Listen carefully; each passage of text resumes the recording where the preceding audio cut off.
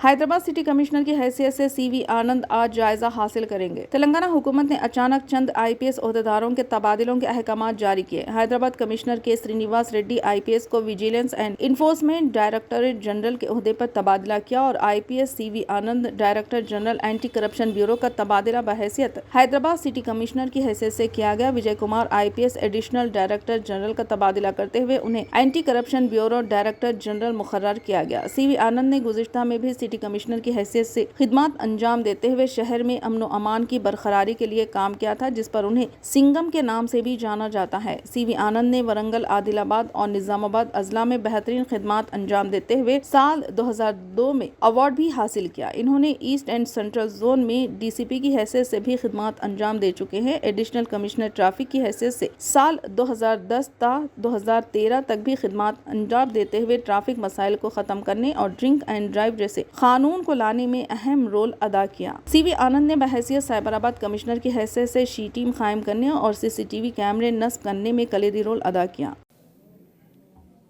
आज मैं Hyderabad commissioner of police, Hyderabadi में कोतवाल भी बोलते हैं, तो दूसरी बार मैं चार्ज लिया हूँ। स्टेट गवर्नमेंट और हमारे वज़ीर आला, उनको मैं शुक्रिया अदा पेश करता हूँ।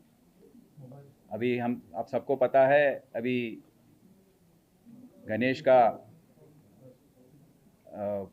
फेस्टिवल चल रहा है, उसकी बंदोबस्त के बारे में सब लोग यहाँ पर बिज़ी हैं और 17 तारीख को निमज्जन होने वाला है। उसके तुरंत पश्चात 19 तारीख को मिलाद का जुलूस निकलने वाला है।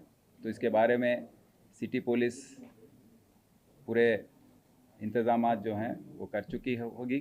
मैं उसके बारे में ऑफिसर से अभी रिव्यू करूँगा, क्योंकि पिछले साल भी हम किए थे, काफ़ी अच्छे रिज़ल्ट्स आए थे, सब कुछ पीसफुल हुआ था।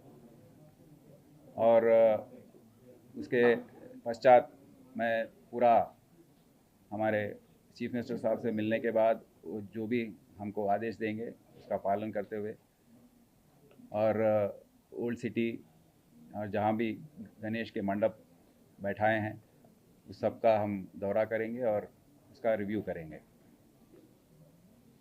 आने वाले दिनों में यहाँ पर जो भी